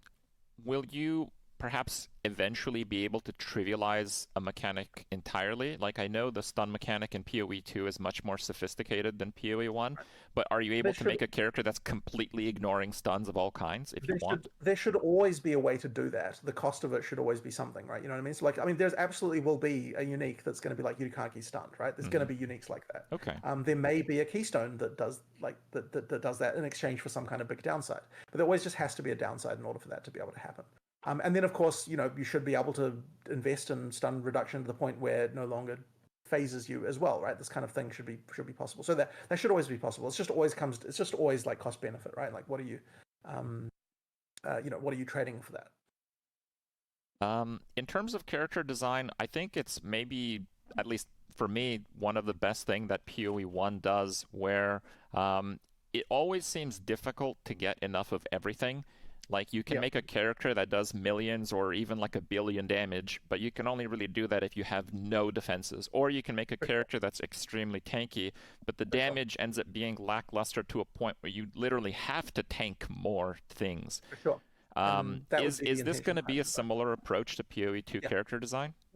absolutely, absolutely. And this has actually come up when we were discussing the tree about like things like, okay, That's so this is good. another tree philosophy thing is like, okay, should it be that the reason that you get a variety of things on the tree is because there just aren't enough nodes for a given thing to be able to do that? Or should it be that there's always enough nodes to be able to allocate for a given thing? It's just that you don't want to do that because you've got other concerns that you need to do. And I think it's the second one that's important. Like, if you really want to allocate every single point into, some particular stat that's, freeze reduction or something random like that, then there will be Light nodes for you to do that. radius. It's just that you don't want to do that because, that's not the only important thing. And I think that's kind of just generally how we I look at our wanna philosophy be a around this stuff. All shiny right. Templar. So some people aren't quite aware, because it's one class here, one class there, and we haven't seen a lot of like the trailers for the classes that already exist in PoE 1, which Mm-hmm. we have at least heard of a little bit, that they're being redesigned in some ways. But Mm-hmm. eventually we're going to have 36 ascendancy classes in PoE 2. And my first question is, if we have like twice as many ascendancy classes, is there going to be a different design in like the lifetime of a character when a new league comes out or a new content update comes out? Like, Cyan, Pepe Hands. are you expecting players to play like many characters in each season, or like one or two, kind of how they are in PoE 1? I think it would just be like how it is in PoE 1, honestly. The fact that there's a lot of options there, I mean, the intention is for PoE 2 to last a long time, right? So, like, ideally, like having more classes like that just means that it's going to be a lot longer before you have run out of stuff to try. So ultimately, that's the reason why there's so many, that we just want to have a lot of stuff that you can to play around with. So yeah, I imagine that in each league it's going to be 1 to 2 characters, just like it is in PoE 1. Mm-hmm. in PoE 1, it's taking like dedicated players that are focusing on leveling. I'm not going to say some days, which are like the fastest times, but let's say like a week to hit max Sure. level. Is that kind of like a goalpost that you guys are trying to hit in PoE 2 as well in terms of the pacing for a character? I think it should take a bit longer than a week. Hmm. I sort of feel like I'd want to go back a little bit in terms of how long it takes to be more like what it was like, say, Yeah, let's balance the game around the speedrunners. Yahoo! 3 to 4 years ago, I would say. Where it was a bit longer. But I mean, it'll take people a while just to sort of learn the game, I think. So I suspect the first time people play the content, it's going to take them quite a while. Like as I was saying before, like the first time I beat a boss earlier, it was like 5 minutes, and then like that went down on my second time to like 2 minutes. So even just from that perspective, like and it slowly improves. So I think that people will get faster and faster. So I mean, I honestly don't know at this point how long it will take people the first time through the campaign, and I suspect it'll take them a very long time. But yeah, it'll get faster. What These what things what always is a do. very long time? Um, 36 years. I honestly don't know for sure because we don't have like the entire like not every area is like um fully like it's not playable. I mean, all the areas are there, but they're not playable in the sense that like if you have bad monsters, like when I say bad, I mean like monsters that don't have like all their abilities and stuff like that in an area, it's just boring. So like nobody wants to play those areas. So that means that we don't really have like proper progression testing. Like we've polished the What? first half of each act kind of thing. Oh. And so we haven't got like a sort of full like you can just play through the whole game to do progression testing yet. So that means that I can't actually say how long it will take, but I Hmm. honestly believe that like for an average player, I mean like got to be at least 40, 50 hours, I think. Oh, wow. um I imagine that's how long it will What? take sort of your average player to get through. Like it could be longer, honestly, for people who haven't played an action RPG before, probably. To So get that through kind the of thing. So I mean, fucking I guess that's kind of campaign? like half an hour Or per the whole zone when you include game? like fighting bosses. Like Hmm. I sort of want people to die like 1 to 2 times on each boss the first time they play it, because they haven't learned the mechanics yet. Like it Holy should feel that fuck. way when you're kind of playing through the first time. And So that will mean like that kind of thing. So like it's just a little bit harder, like but the thing is, I think PoE 1 may even be that hard for people who just play the game for the first time now. It's just that once you played it, however many Yeah. times people have played it, it becomes trivial to the point where you're like, okay, I could never die to this thing. But Because of the fact that you actually that you have to restart the boss if you die to it now, it will force you to actually learn the mechanics and kind of work out these things during your first playthrough. Okay. That'll be interesting. But yeah, it'll take people a while. All right. Well, that is it for the questions that I had personally, but I have scoured the internet for unanswered questions and I have picked a few up from chat. And if you guys want to post your question in chat, if it's at least different enough from what we've already discussed or what I have, I'll maybe try to include it near the end. But yeah, we people do Half have an to hour to be go. in places eventually. So Mhm. we don't have Jonathan forever. But yes, with that in mind, I want to ask some of the questions. They might be a little bit less researched than some of my own, so Mhm. might brace yourself for some short answers, but that's okay, hopefully. So here we go. I found this one on a YouTube comment, I believe. Oh no, I think it was on the official thread of this interview on the POE forums. So tell us about the die system you mentioned in 2019. I don't know anything about this, Um, so please. yeah, I guess I probably mentioned that back in ExileCon back in 2019. It's something that we could still do, but it's not honestly something that I've kind of thought about for a little while. I know it's something that a lot of players are very keen for, but like it's kind of not really on my radar at this point. Like we're just focusing on content really. But There's nothing really preventing us from doing it. It would just be a matter of marking up all the armors and the parts that get modified and so on. So it's just a bunch of work there. Yeah, it can be done. I don't know if really it would be there at release. It's kind of I know that would be disappointing for a lot of players, but it's just kind of one of those things that has kind of fallen by the wayside a little bit as we've been grinding out on a bunch more content, unfortunately. All right. So 99% of PoE2 misgivings have been about the gameplay pace. Now, you've kind of adjusted this a little bit, but I kind of want to ask it again and For sure. ask you how is it current relative to maybe what we've seen a few months ago at ExileCon? Is that still kind of what we're expecting, or is that, as you mentioned, a bit slowed down so people can kind of see the clarity a little bit? So I guess I kind of don't really like. Okay, so a lot of people are like, oh, you're slowing it down to do this, or you're kind of, like they have a lot of things like that. But I think really when it comes to the when we're like, so this actually relates a little bit what I was saying before about how we haven't been able to do full progression testing yet. Which is that what that means is that when we're balancing an area to do a demonstration or for ExileCon, the demos and all that sort of stuff, we kind of just like we make a character that's about what we think it should be for this area, and then we kind of balance the monsters from that point for the demo to just kind of hit like what we want, where we expect to sort of be able to understand the mechanics and kind of like give a good showing to how the class should be. I think at ExileCon, it probably was balanced a little hard. But the thing is, each demo is kind of its own thing because of the fact that, yeah, like as I said, we don't have a full like sort of progression test through the whole game yet. So ExileCon, like because of these demos are just like how they are. Effectively, what it is just like me and Mark will play it, and then we'll be like, did we get through it too quickly or didn't we, and then adjust accordingly. So we just adjust it until it feels fun to us. So I think that people maybe sort of ascribe a little bit too much to that sometimes. Mm-hmm. That being said, I think that it's probably best to look at the pacing stuff to be more like when we were discussing earlier with maps and what the median player versus the 1% players would be doing. I think we still want to make sure that there's still a 10 times disparity in efficiency between a good and a bad player in that situation. So that would certainly imply that there can be certainly a pretty good amount of pace you can get up to. But what I do think is also bad, and I guess this is another philosophical thing, is that I don't think it's really good when you someone opens up Path of Exile on Twitch, they look at what the game looks like at the absolute 1% end of it, and it just looks like utter, just like what is even going on the screen. It's just like shit is everywhere. There's no visual clarity. I cannot tell what the hell is going on, and the boss melts in like 2 seconds. You know what I mean? Like I don't think that's really very good either. Why not? So you do need to be able to get a lot more efficiency than the average player, but we do have to be a little bit careful. That's fun at But I don't know. least. Like I guess all of that is to say, Like it might not be good, but like at least you can see like how fun the game can be.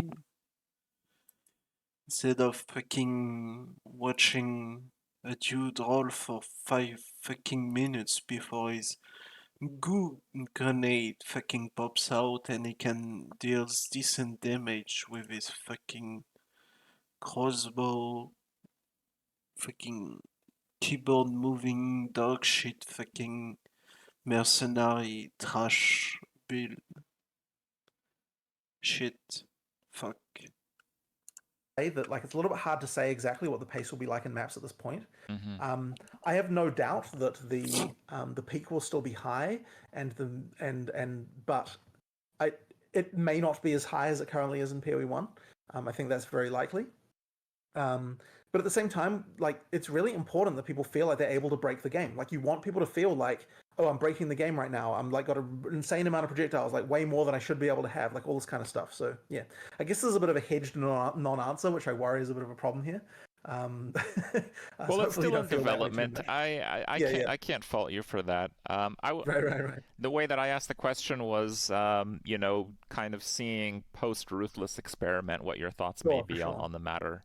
And you're definitely right that it's the number one issue that people talk about POE 2. Like the fear in the POE 1 community is that it's just going to be super slow paced. And I don't think it will feel that way. I think that when you play it, you will have fun. And ultimately, that's all that I'm after, right? Like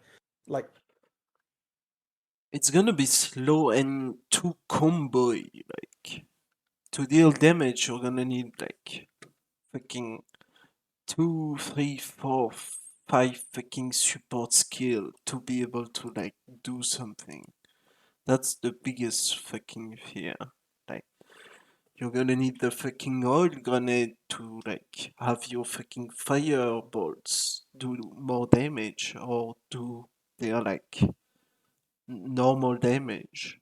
You're gonna need the fucking stun shit so then you can like combo another ability on a stunned enemy or some shit. Like I feel like slowing down and adding like combos and shit to the game is like the biggest like fear, because a lot of people like to have like a one button build. Like you even see people play with fucking zero button build, like literally like have fucking AFK characters and shit. So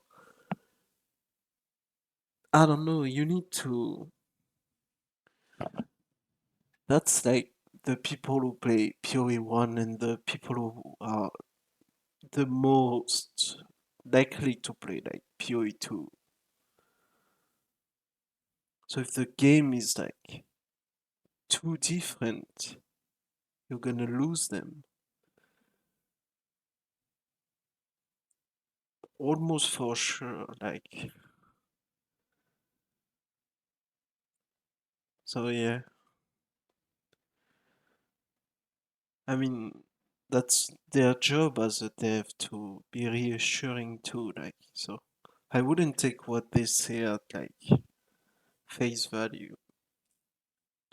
So I guess we'll wait until we have the beta to judge by our own testing. But yeah, it's just weird to me that like that's the game they want to make and play. Like it's almost like they want to make a Dark Soul game. And they should have like used the PoE universe to make like a Dark Soul game, like tell another story.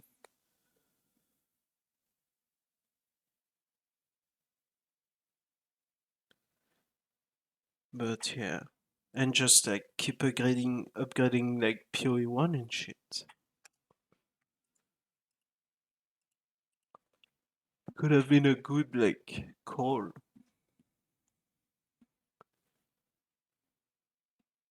Anyway. So it's actually interesting because there's been cases of this, right? Where like I was playing the mercenary in the demo for the for the demo that we recorded, and then I went back and I played what was it I was playing? I think it might have been the warrior actually. Afterwards, the demo character we had at ExileCon, I was like, man, this is way too slow. So even just from me, like it can often be the case that my opinions change as I'm playing as I'm playing things.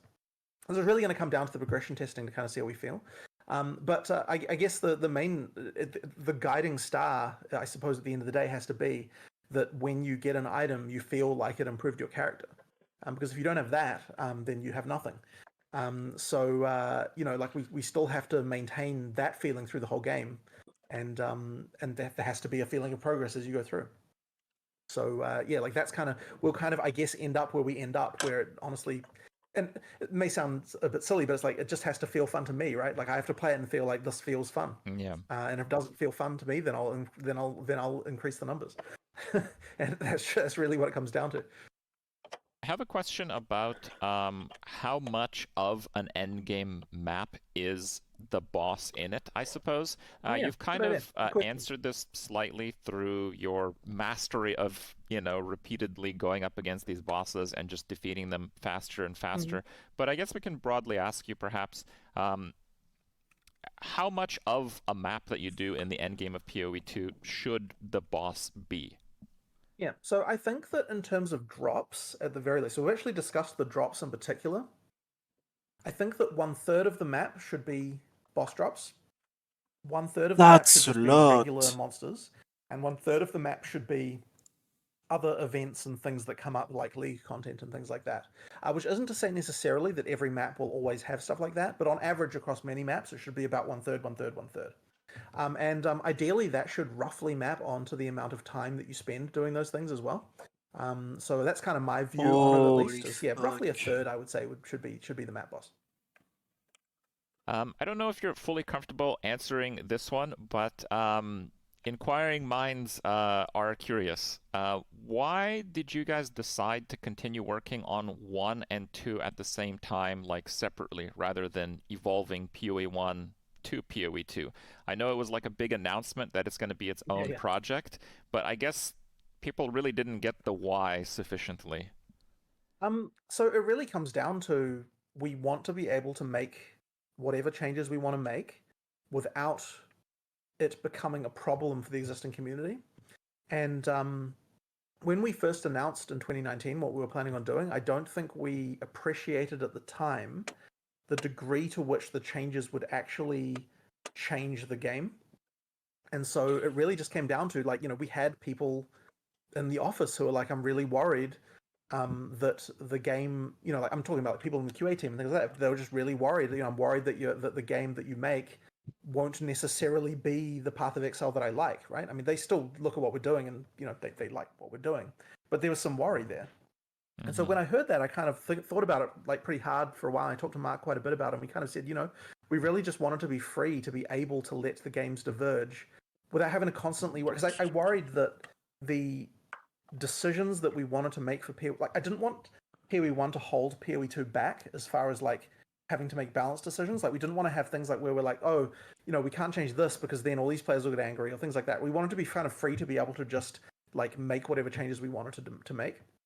And I think the PoE 1 compatibility idea was just sort of starting to become a thing where like, oh, we can't change this because it would, break this or break that or whatever it was. So that's really the reason. And once we decided that, I think we started to get a lot more crazy with the kind of changes that we were doing. So things like WASD, I don't think would have happened under the old model. I don't think we would have been able to accept that kind of thing, just because the mode we were thinking about was much too much a kind of like, we're extending the game rather than making a new game. I think it was not enough in that direction.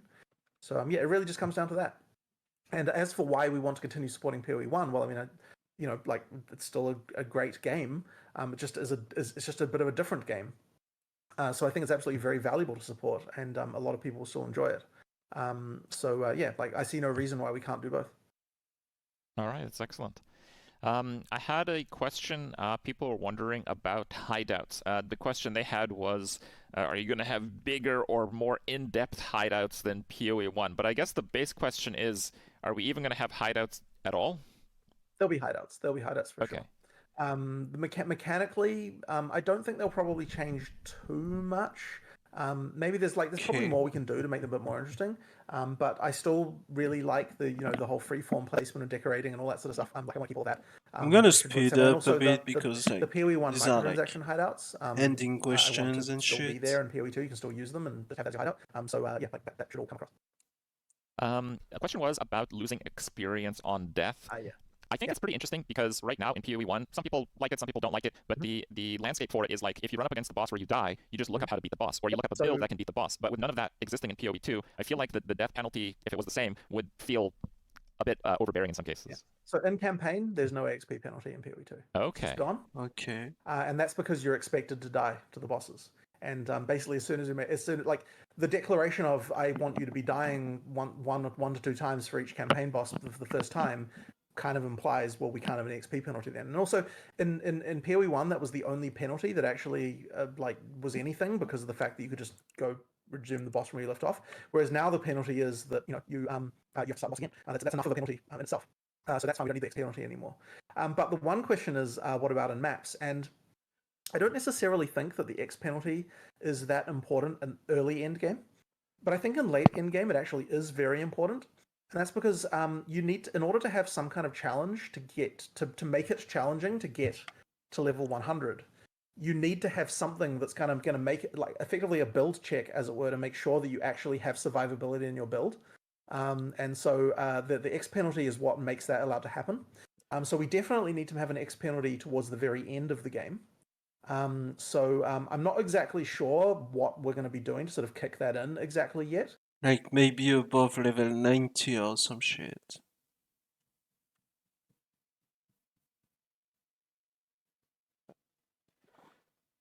Or maybe like 85, or like starts at 80, gets harder at 85, even harder at 90, and even harder at like 95 plus.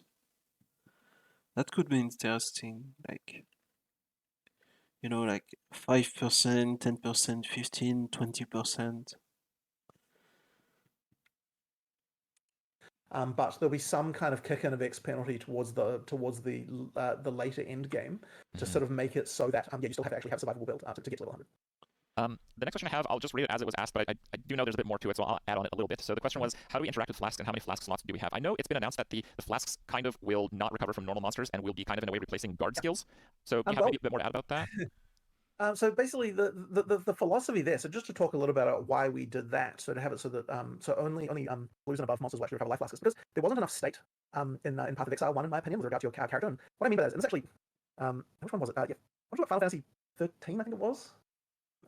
Was that the one? I think it was Final Fantasy 13, which is a game I hated. The reason I didn't like it was because your character, you effectively every time every time you finished a battle in that game, your character was reset to full life.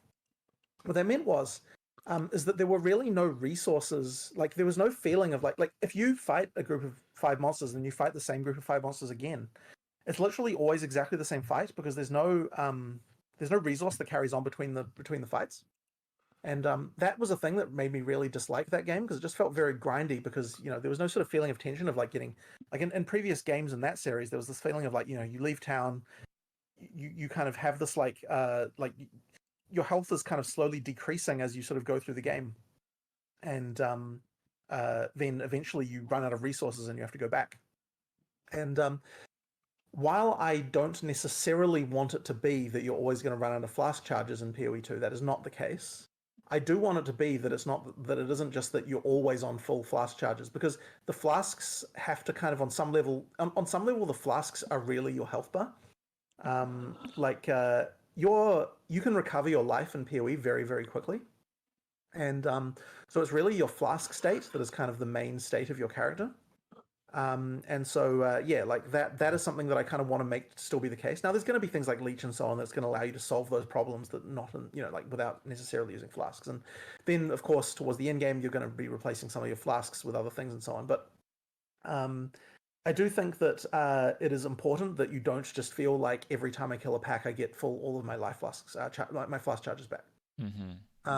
As for guard flasks and things like that, flasks are a nice like resource limiting mechanic that we can use to allow for things where we don't want to have a cooldown, but we do want to have something that you use on occasion. And I think the tension between life, mana, and what other resource that you have is pretty good. But at the same time, we don't want to kind of be flask piano where you're just like constantly, just constantly using them. So ideally, they kind of get to a point where you use them in the right circumstance, you don't use them otherwise, and there's some interesting tension there. And they can serve as a nice resource mechanic that all players have access to, that you can kind of choose, like what you want to use there. So hopefully that kind of gives you some idea, unless you've got any other questions about any of that sort of like kind of basic philosophy around flasks. Personally, no. I'm kind of curious to see what you guys come up with in the final design of it. I think it's one of those things where there's so many factors that come together to like a feel-good flask system. That's really difficult for me to say I like it because of A, right? It's just the whole thing has to kind of have a good feel to it. Right. But I will say that not having charges come from normal monsters was an instant game feel upgrade in my opinion, when we made that change. And surprisingly, we didn't I thought we would have to buff the amount of flask charges that monsters gave, the ones that do give charges in response to that, and then we just didn't, and it seemed to be fine. So that might not be entirely accurate, but yeah, it didn't take much to actually make that change work well, as it turned out. Okay. The biggest issue actually was just really early game before you have very many blue and yellow monsters. Because you weren't getting enough charges there. So that's when we made it so that checkpoints give you charges, and that kind of resolved the issue, plus a bit of tweaking about early game flask, like the pool size and a few other details like that, and we kind of managed to get it to feel pretty good, I think. All right. So a question here is about casual group play. It said that other ARPGs in the genre generally do it pretty well, but in PoE it felt punishing to play with another person. Is the question that I found online. So I'm kind of curious if PoE 2 will kind of address kind of like casual play with other people in ways that PoE 1 doesn't, perhaps. Well, there is a few things we have going on there, but I don't really want to announce any of that right now, unfortunately. But I'm curious to know what the punishing thing is actually referring to with that. Because I don't know that I feel like I am I've aware been about that SSF issue. for like 4 years personally, so yes, I don't have much input Yeah. on this either. Maybe I'm just terribly misinformed about this, but I guess I'm not aware of the being punishing to play with another person particularly. I mean, sure, the life increases, but you've got more people. I don't know that. I guess I don't. I guess I don't know what that's referring to. So Okay. yeah. I have a question about a character preview with MTX being ported over and its own MTX. Path of Exile 1, you just kind of have to impractically zoom Yeah, on your yeah, character yeah. to I'm fully aware. appreciate it. This is something that we intend to address, and you should note that because the MTX store is the same in PoE 1 and 2, that any changes we do make to the MTX store will be in PoE 1 as well, because they'll have the same shop.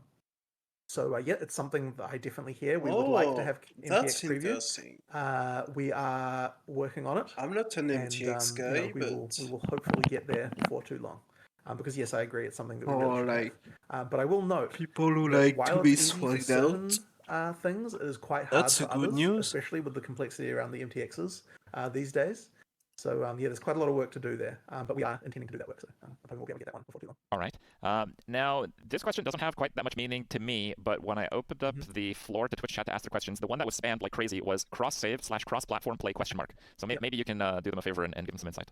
I really do want to talk about this, but our console stuff, we kind of haven't really talked about this yet. But suffice to say, PoE 2 will be a much better experience on console than PoE 1 was, and take that answer for what you will. But we're going to be talking a lot more about those details before too long when we talk about what we've got going on console. With console play being part of the mindfulness of the project, let's say, what might people expect for hardware requirements? Are the ones listed on the Steam page still about right?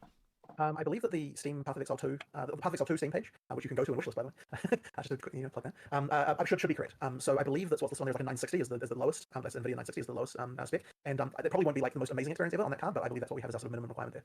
All right. What is your stance on builds that require 10 plus uniques to function? And for the example they gave us the Golemancers, so I guess we're including jewels in this list of 10. I mean, there should absolutely be builds like that, but ideally most builds have some combination of rares and uniques. That would be my opinion. But yeah, like that kind of thing can happen. Right? You want some builds to be expensive and some to be cheap. That's just absolutely a factor. So yeah, there should be some expensive builds out there. Question: how can we get a beta key for PoE 2? So we haven't officially announced that yet, but if you look at the 3.0 beta, Wait.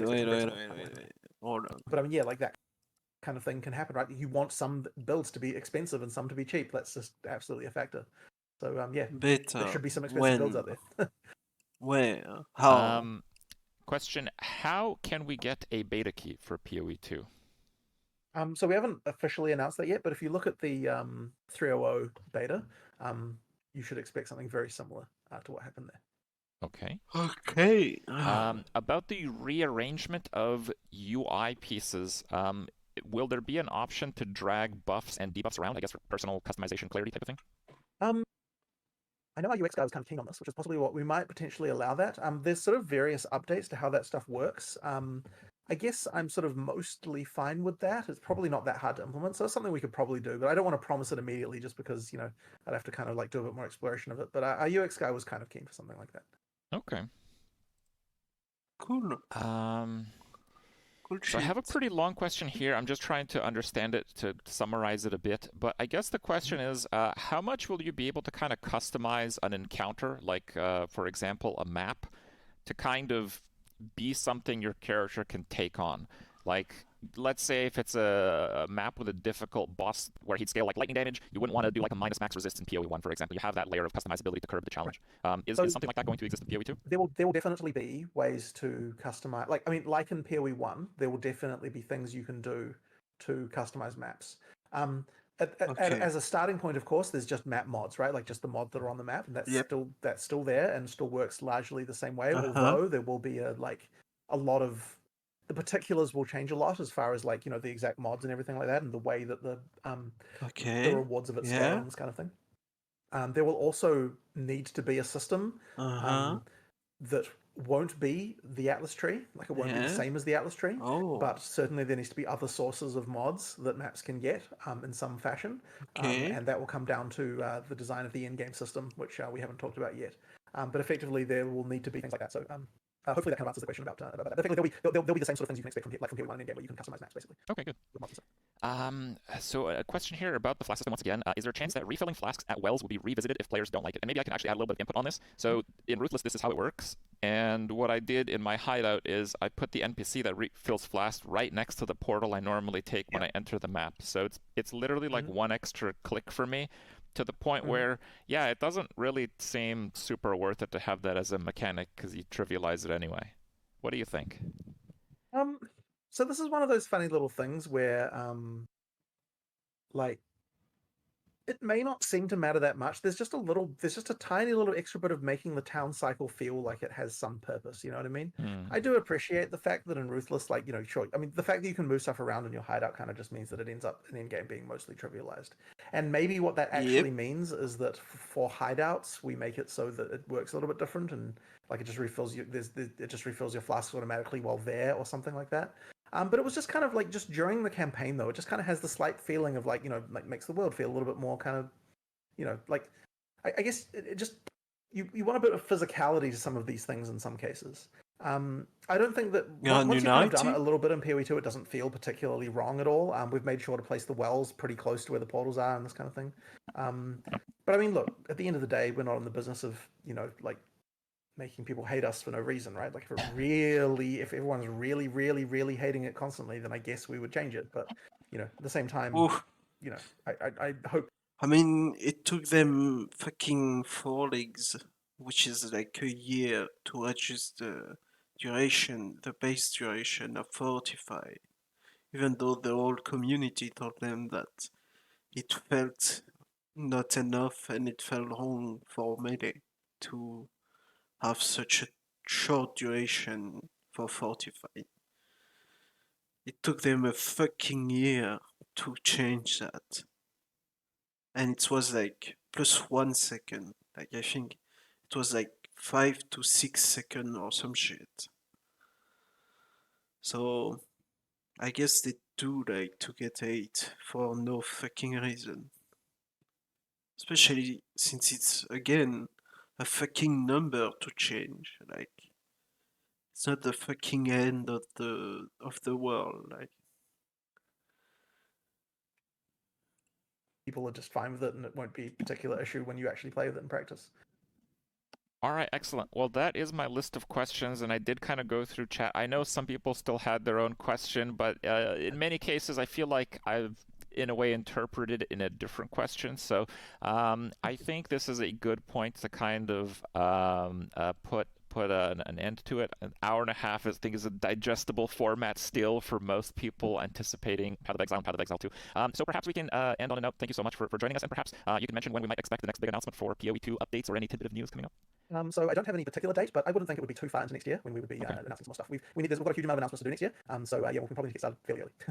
All right. Well, thank you so much for joining me today, Jonathan. I hope it's been a good experience for you, and I hope chat has enjoyed it as well. We'll get this up for you guys to watch on format. And if you have any questions, I've seen outside of this, I've seen Jonathan personally reply to many people's questions on the PoE2 subreddit. So he's very active in the community. If you have any follow-up questions, just throw it out there. There's actually a pretty good chance Jonathan's eyes will hit.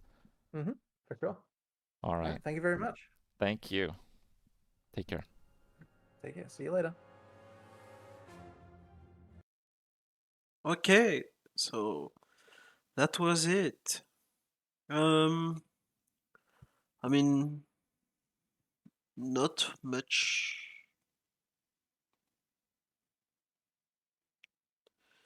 Not much to learn actually from it. Like, they clarified some stuff and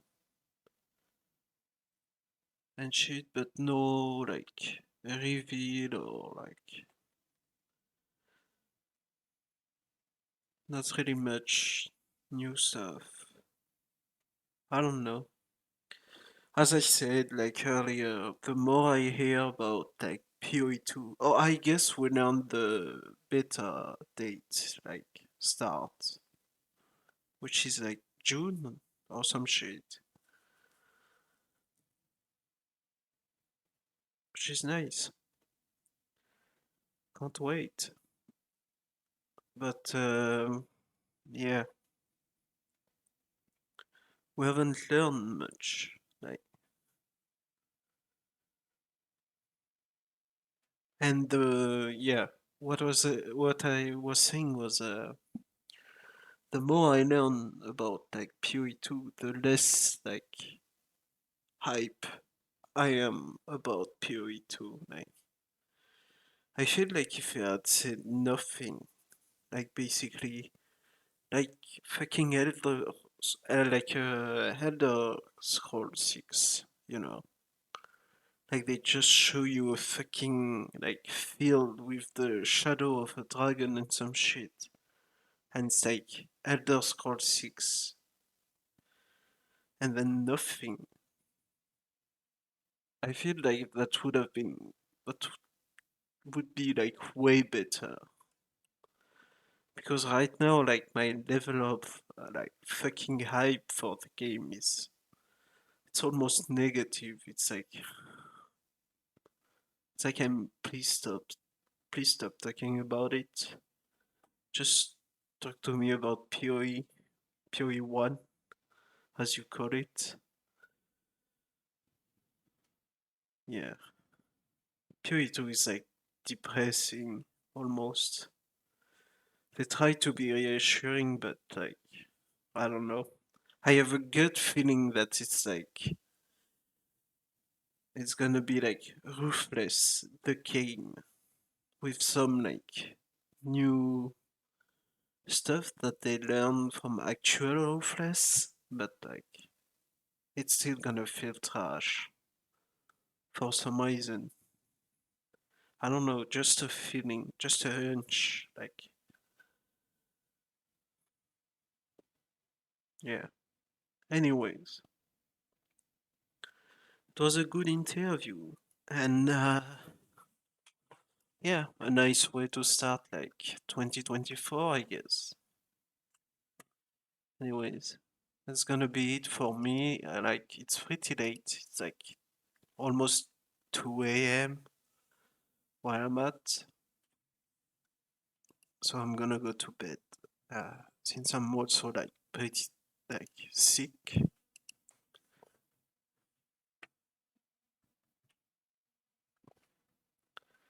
And I'll see you tomorrow because I plan on streaming every day of 2024. So tomorrow maybe a little bit of React and some champion action. I actually leveled the champion during like holidays break. Elix Impale champion. I wanted to try maybe. So we're going to play that, craft some shit and make some make some divines.